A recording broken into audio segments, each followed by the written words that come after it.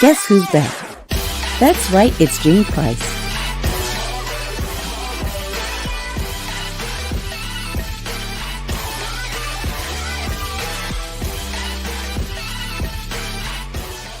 It's her new fall season, and she's ready with more real conversations with real people.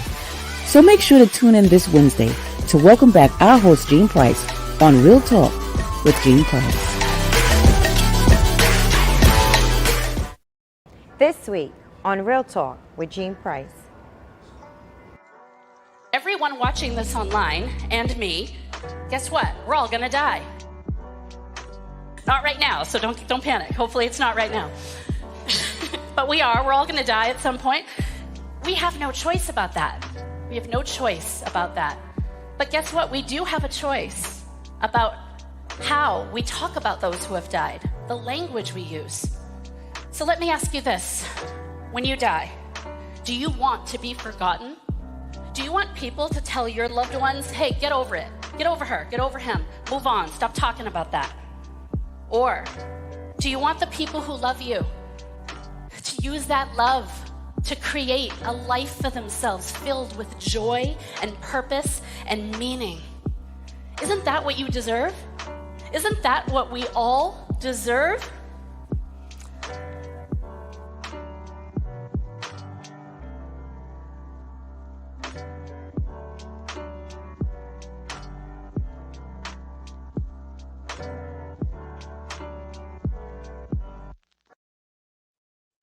Good evening, everyone.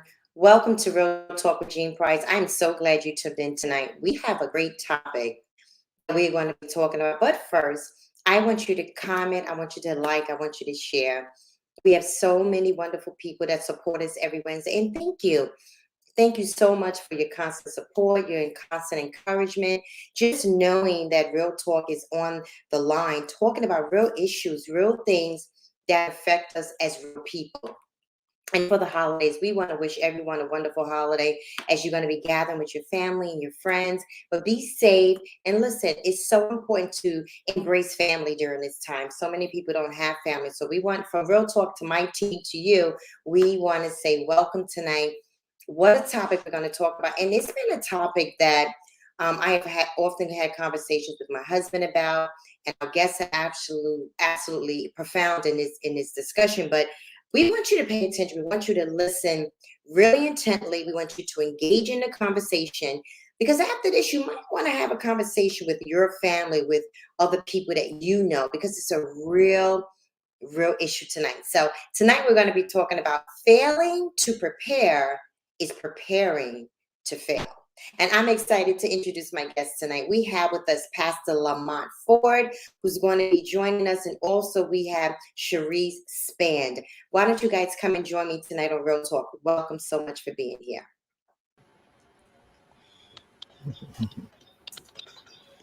How are you both doing this evening? Doing well. Thank you, lady. Fantastic. Good. It's such a pleasure. Oh my goodness. I was talking to Pastor Ford before the show started. And Cherise, Cherise, thank you for being on the show tonight. And I was saying to Pastor that I'm so grateful for a conversation like this, because I'm a person that loves to be prepared on everything as far as insurance and different things like that. But before we get started, I'm going to have both of you just welcome the guests tonight. Welcome to our audience. Cherise, I'm going to start with you. If you would just tell us a little bit about yourself, and Pastor Ford is going to follow. Okay, great. My name is Cherise Spand. My company name is She Wealth, which stands for Savvy, Healthy, and Empowered. And how I came up with a quick story on how I came up with that is I am a financial advisor. I started in the insurance industry about 20 years ago. And I went through a series of life events with my family, my parents passing away and that sort of thing. They had insurance, they had money, but they didn't have the proper document set up. So things did not go really well. So I have dedicated my life to educating, especially women. But I educate people and teach financial literacy on how you can maximize what you have and protect it. By all means. So that's just a little bit about what I do. Wow, excellent. And Pastor Ford, can you kind of tell us a little bit about what you do? Sure. Lamont Ford, the name of the company is the M&L Agency. It is a play on words. It's the M and the L for both my nickname and my wife's nickname. My wife is Pastor Leanna Ford. Monty is my nickname. Lee is her. So we created a company called the M&L Agency. Right. What we do is we understand life. We understand work. We understand those things that are involved in that, and that it takes finances in order to make it. But not too many of us understand how money works. So what we did is we created a company that focuses on changing the financial illiteracy narrative. And our company is a financial services company that specializes in life insurance, health insurance, learning how money works. Our focus is helping individuals and families to improve their status, wealth status, to make sure they're properly insured, to make sure that they're focused on building wealth and planning for their retirement. Wow. Well, let me say this. You both have, oh goodness, this is going to be such a great show. But I love this stuff because I believe in preparing. I'm going to start with you, Pastor Ford, and then I'm going to get right over to Sharice. I have this question because here we are in the holidays, right, guys? And a lot of times people spend all their money, most of their money, on shopping for gifts. I'm all for gifts, I get it. But if we're talking about preparing, how are we preparing people to understand that the spending part of the money is not always necessary to do when you realize there's something more you need in your future? And I hope that makes sense because I'll buy my grandkids, and I'm going to get to you. This year we decided to, instead of buying them all the things we can buy them, we're actually investing money in stocks and trying to get them prepared for that. So to the both of you, how do we prepare people during this holiday season? I'm going to start with you, Pastor, and then I'm going to get right over to Sharice. I just want to really get your thoughts. And to our listening audience, if you're listening, just please hone in on this because maybe you don't have to spend as much money as you think, and you could probably handle your money a little better. Pastor. It all starts with understanding wants versus needs and then putting that into perspective, right? We're always going to have wants. We're always going to have a need. However, if we put them in perspective and then we put the planning in that perspective, meaning, okay, Christmas comes every year, birthdays come every year, anniversaries come every year. Why not plan for those things, right? A lot of us don't utilize this word called budget.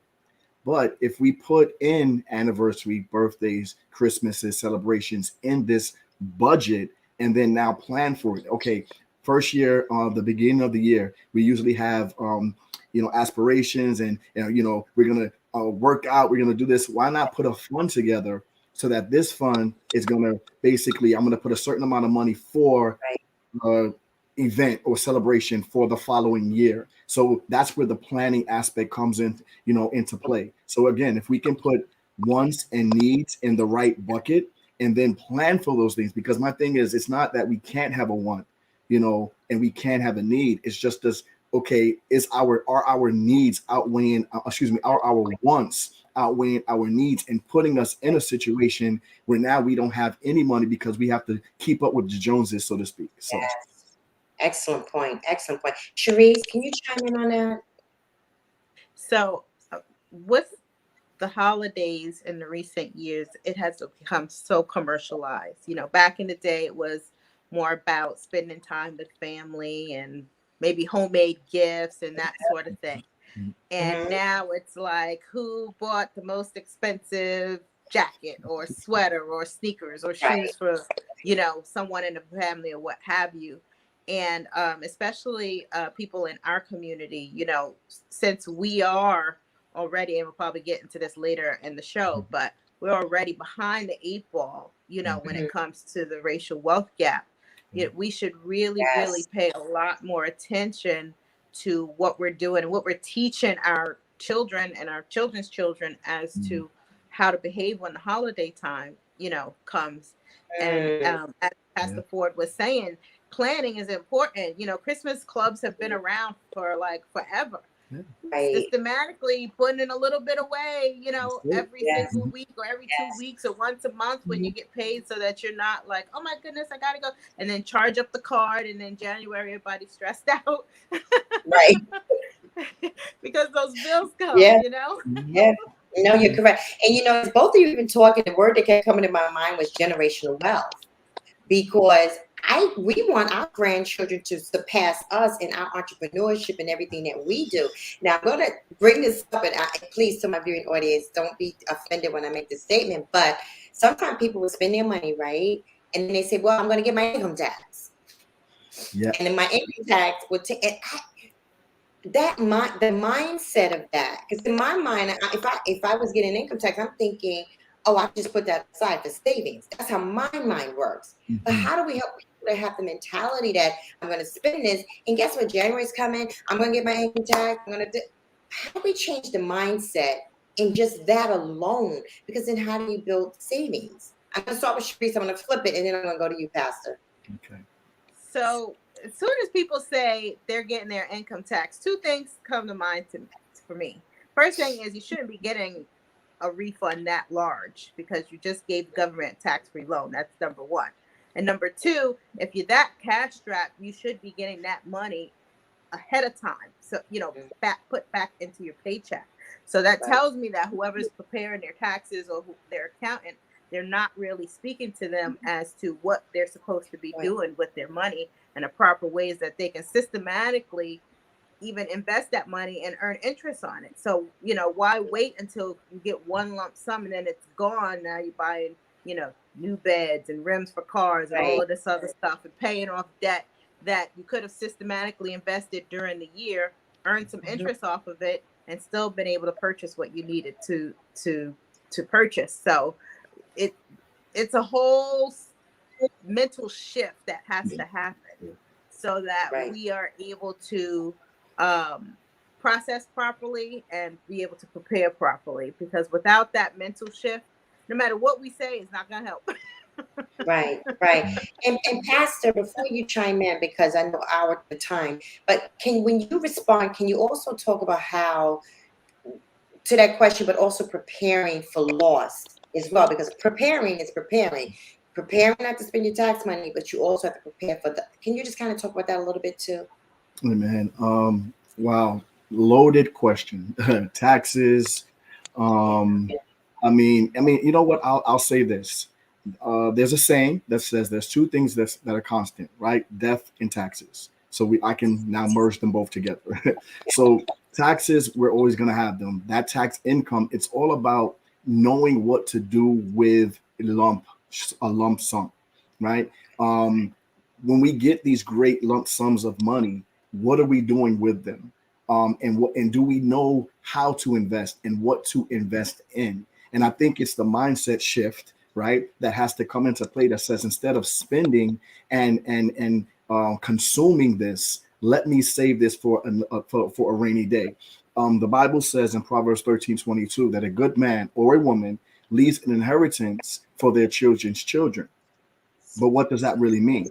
We can quote this scripture all the time, but the thing is, do we really know what it really is saying, and do we know how to apply it today so that our children's children can reap tomorrow, right? So this is where the different life insurances come into play. All right, you have your money, but a lot of people think that their money is safe in a bank.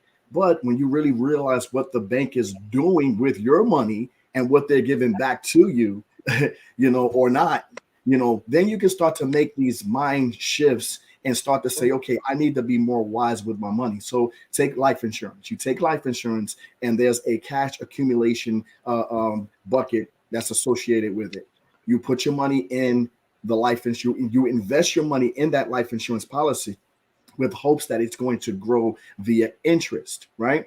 Now, you think that you to do the same thing when you put your money in the bank. Unfortunately, you're not growing that much interest. However, the bank is literally taking your money and doing what you should have did in the first place, and they're investing into this thing called life insurance and making millions of thousands on your money, and then they're giving you, minus 1% or 2.003% of interest of the money that you put in the bank, right? Now, we need to change that mindset.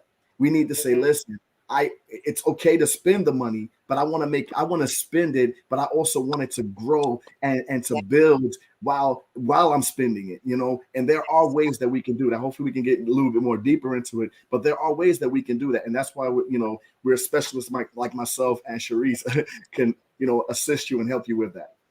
Right. And to my viewing audience, I really hope and if you have any questions to the viewing audience, listen, you can put it in the chat.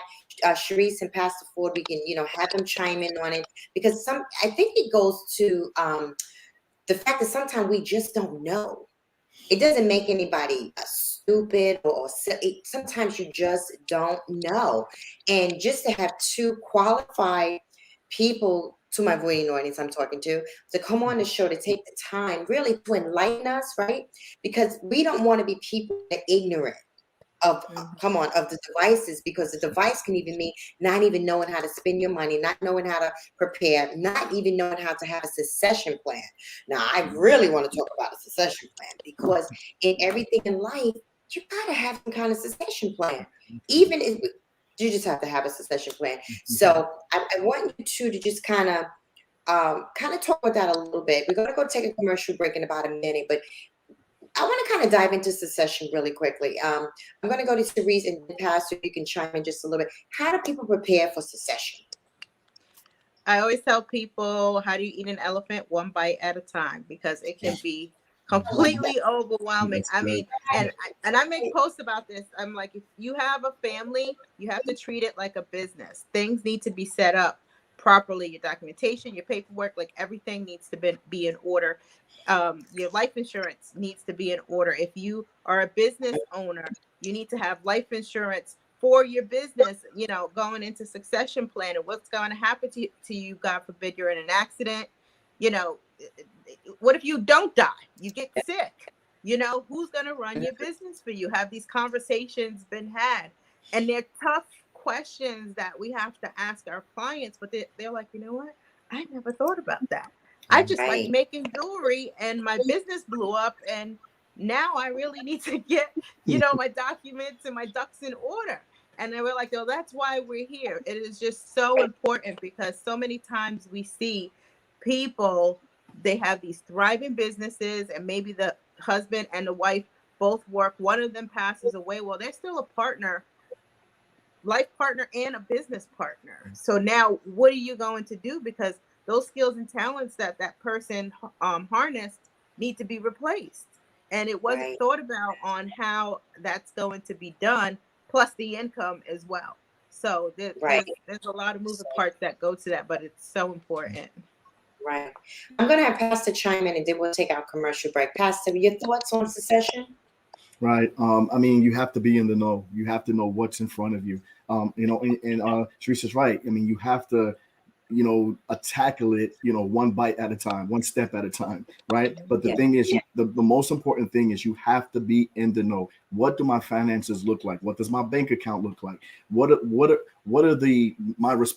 my fiscal responsibilities? Right. What's that around me? What are my goals? What am I trying to gain? What am I trying to achieve? Once you understand that full picture, the succession plan becomes that much easier, because now once you understand what's going on, you can answer the what ifs, so you have to not be afraid to, even let's even talk about this. Find out what your credit score is, right? Find out what, who you owe, find out your debtors, find all of that, because that's all a part of the fiscal and the financial process, and changing that illiteracy, narrative. Right. We're going to take a commercial break right now, but I have some other questions I need to ask. This is so good. I have some questions for you. I'm hoping that my viewing audience is going to chime in as well, but we'll be right back in 2 seconds. This week on Real Talk with Jean Price.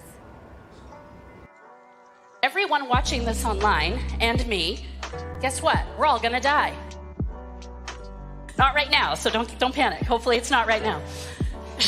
But we're all going to die at some point. We have no choice about that.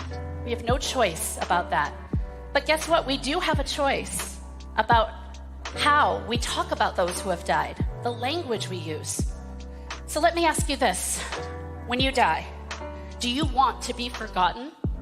Do you want people to tell your loved ones, hey, get over it, get over her, get over him, move on, stop talking about that? Or do you want the people who love you to use that love to create a life for themselves filled with joy and purpose and meaning? Isn't that what you deserve? Isn't that what we all deserve?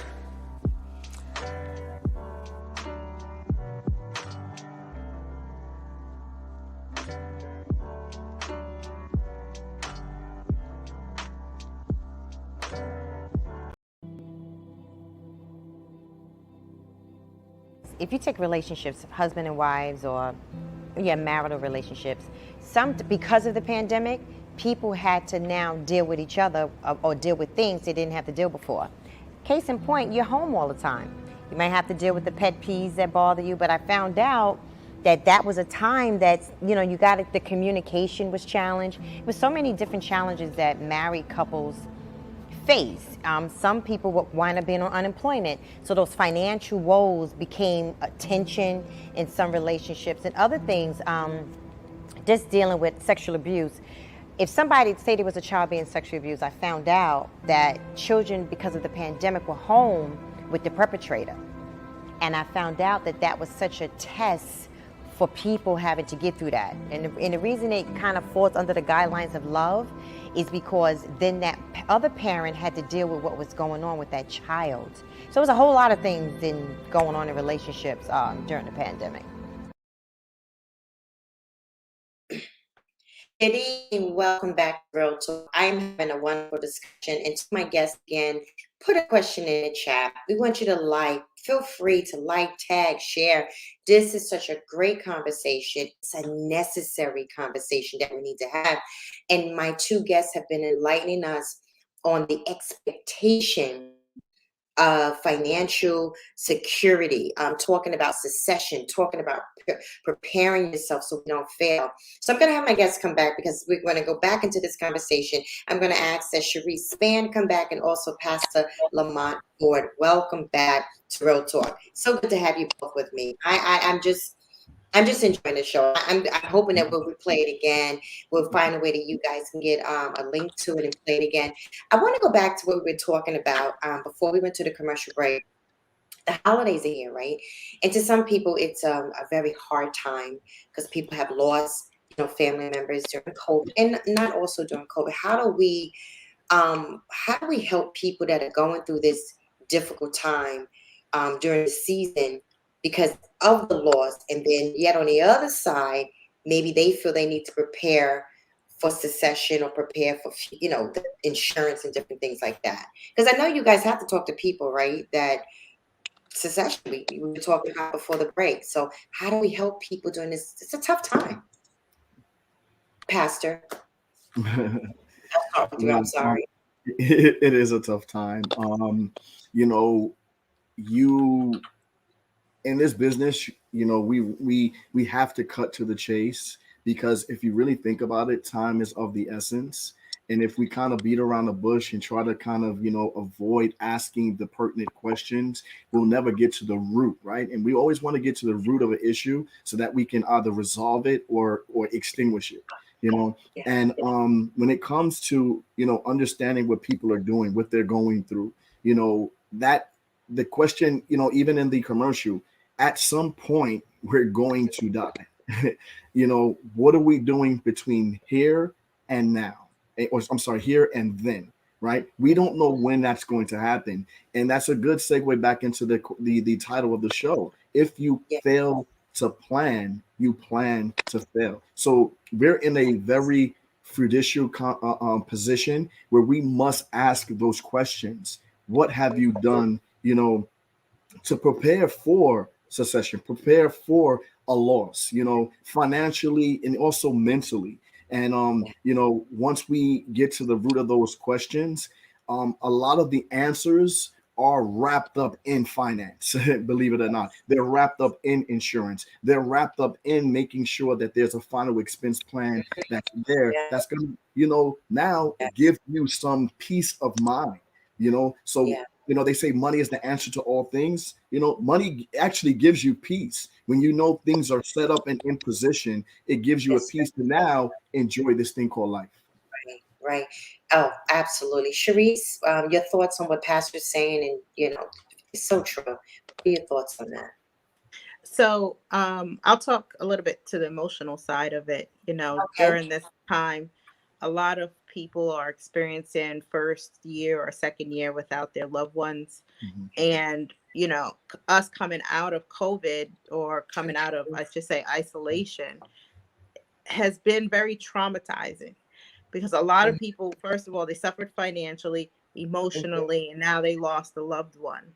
So we're going into a season where there's a lot of depression. People are feeling really sad, anxious about things. And I've had quite a few people put things on hold because they just weren't, let's say, ready to be able to address Right.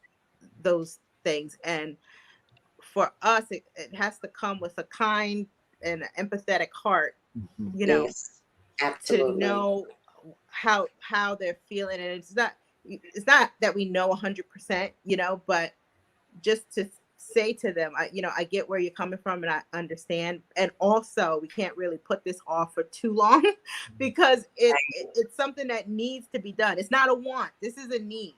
And that's another Yeah. thing that, we try to make clear to people is that this is a necessity. It's not whether, oh, I like those shoes, I want to buy them. No, like Mhm. you have to have life insurance. If you Yeah. waited too long, you need to get a burial policy. And if you haven't started saving for retirement, let's start doing something now. I don't care what you're starting with, but you got to get it started because each day that we Absolutely. delay is a day that we are behind. Yeah. It's sometimes there's such misconceptions. If I can speak of the Black community, that we're all a part of, as far as having or obtaining life insurance. And another reason I'm so grateful for the conversation is for the two of you, you're giving us such a clear, revelatory, where we can touch it, we can see it, we hear you guys, we hear the passion that you both have in the businesses that you do, because insurance is so necessary.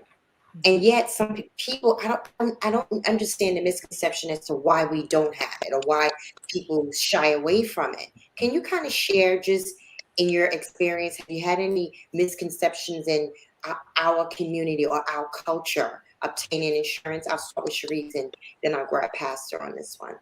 Okay, so what has happened historically is that people of color were not allowed to purchase life insurance.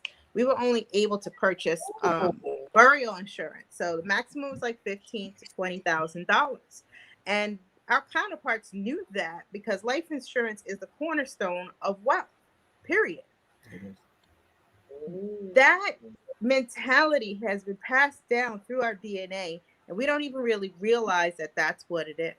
Because so many times you hear people say, well, I'm not leaving my family any money. They're just going to do this or they're just going to do that. And I'm not leaving them anything. And I'm like, if it's documented, if you have a will, if you have a POA, if you have a healthcare proxy, like if you have your stuff set up, these things that historically have happened, all the fighting and the bickering and this and this one, it doesn't happen anymore. If you have a trust set up, you know, things when they're structured, they come together. They say kind of they fall apart, then they come together the way that Right. they are supposed to. And for us, our culture, I should say, it's strictly education that we need, and we need like intense education now. And a lot of people are getting it, but I mentioned the wealth gap earlier. So for every, I'll just make the numbers even, $1,700 of wealth that a person of color has, our counterparts, our white counterparts, have $176,000.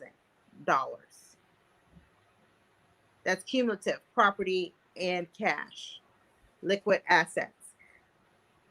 Like if you think about that, it's just like mind boggling, but it's the It is. truth. And the news will put it up every once in a while and people will say, is that for real? Are they trying to do race? Mhm. No, it's the truth. It's the absolute truth. But how that happened was the education on life insurance and why it's important. Because if you have one family member that understands that, they can change the trajectory of a whole generation forever.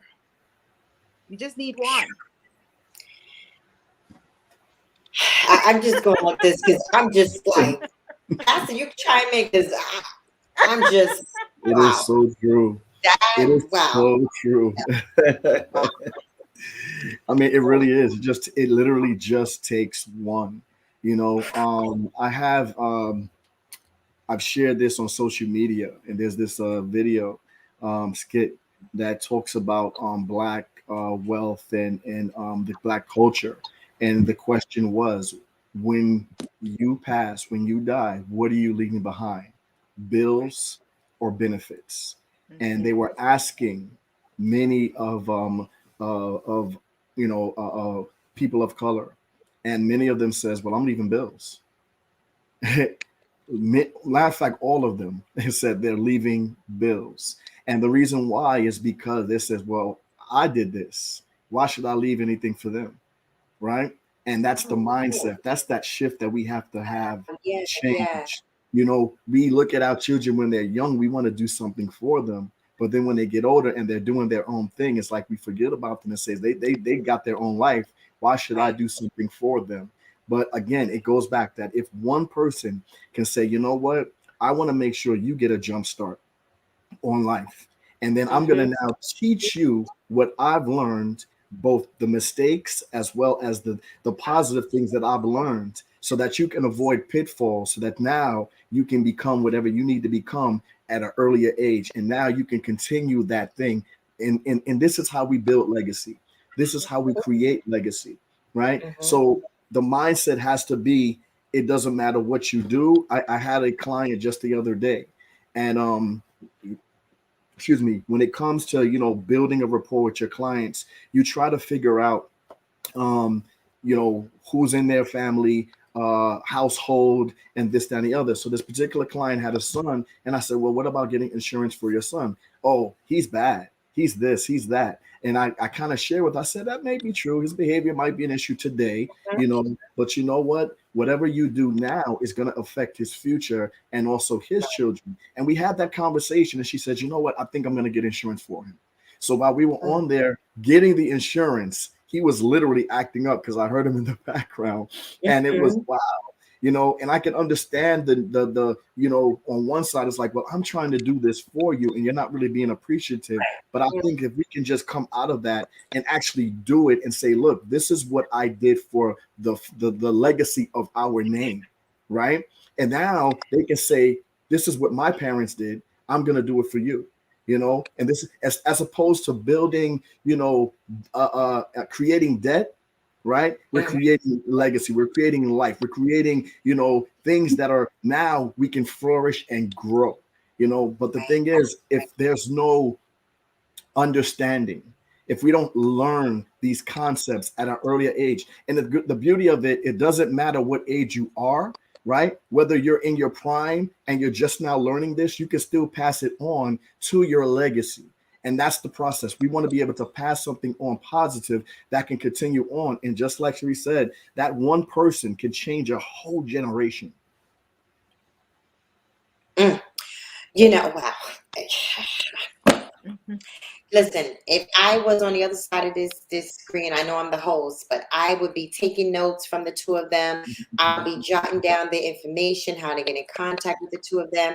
And I hope my viewing audience is taking this so seriously, because when you think about a mindset that was created, that was imputed unto us to be and how we should act, that really bothers me. That bothers me because there's so much more that we can have in the preparation process. And to hear the two of you talk about preparation on a level like this, you brought it down to where everybody can understand. Absolutely. And that is so, so important. And you know, I had this thought. You ever go to a funeral and yet people wind up spending so much money? Can we keep talking here? I'm just saying, wait. You're right now. Can we? And you leave there and you're like, you spent what? What can you help me? Help me understand why do we do this as a people? I'm gonna grab Sharice because she's like this already. And then Pastor, I need you to chime in on that. Yeah. Why do we do this? So I feel, first of all, it's all about the show. Right? Yes. It's about the show. Oh, we had such a great service and the procession and this and that. They don't know what happened. They're gone. Do something beautiful that memorialized the person. So my brother passed away last year, right? He was an outdoors person. We did something at the lake for him. We had a birthday celebration and we did floats into the water and then stuff into the air and stuff like that. For me, the funerals, the old fashioned, that's too stressful Yes. and way Yes. too expensive. And then the people are so distraught and distressed when they go in. If the person had a life insurance policy, they don't read the funeral small print that says, we'll handle this for you, but we will take 5% of the proceeds of that insurance policy. That 5% could have been a deposit into a grandchild or a niece or a nephew's future, and you could have handled the stuff yourself. You could have handled the stuff yourself. But these are the things that we don't know until we know. Another thing is about the funerals is whoever is in our families who are the matriarch or the go-to person, they need to have insurance on everybody that's calling them for stuff, because when that person goes down and they're like, I need $500, my car broke down or whatever, guess what? 8 times out of 10, they don't have anything to bury them. So if they have family, they're going to be calling that person. Something happened to JJ and we have no money. So then what do you do now? So for $20 a month, $15 a month, $10 a month, depending on how old they are when you started it, you could have coverage for that family member and everybody not be stressed out about how you're going to pay for it and or feel that they got to do this grandiose thing because that's what they were expecting. And you could have a beautiful funeral and not spend $40,000. Right. Absolutely. Yeah, that's so true. So true. Pastor, your thoughts on that? My thoughts have to do with what are we spending our money on? It's choosing what you spend your money on. You'll pay for $500 for a pair of Jordans, another $800 for a belt buckle, but you won't invest into a policy per month so that you can now have something of substance when you do pass, right?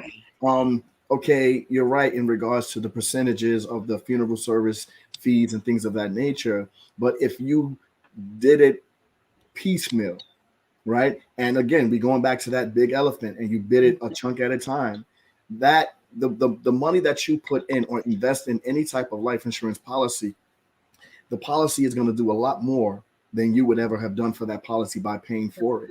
But the thing is, we choose to wait to the last minute and now enter into these contracts with funeral organizations and then pass the bucket around while we're there, because most of the time the bill isn't paid or that or has to be financed. Why would you finance someone's funeral?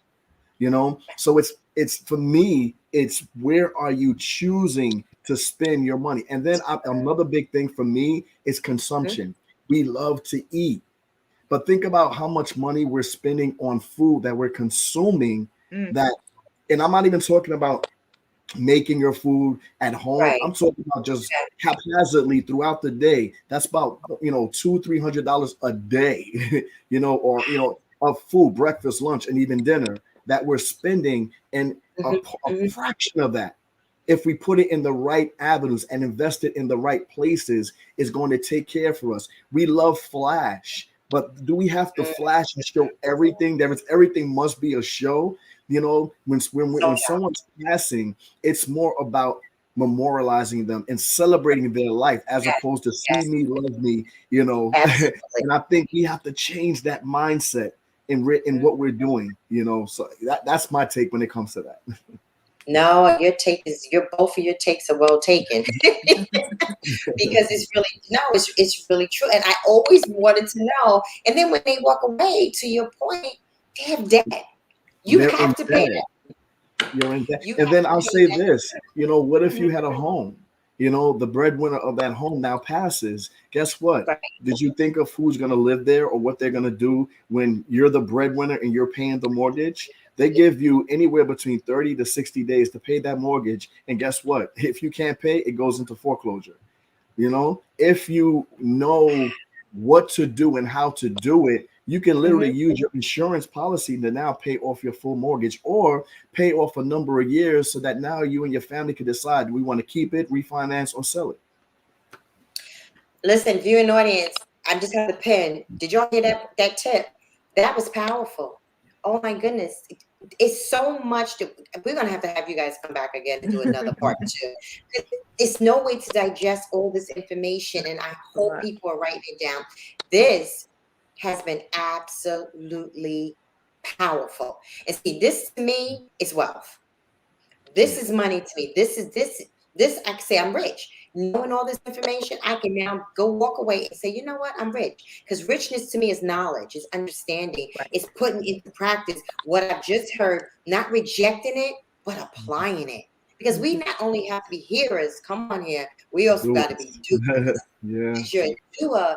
You guys have blown my mind. So to my viewing audience, listen, can you show up on the screen to my team, Pastor Ford's information and Sharice's information?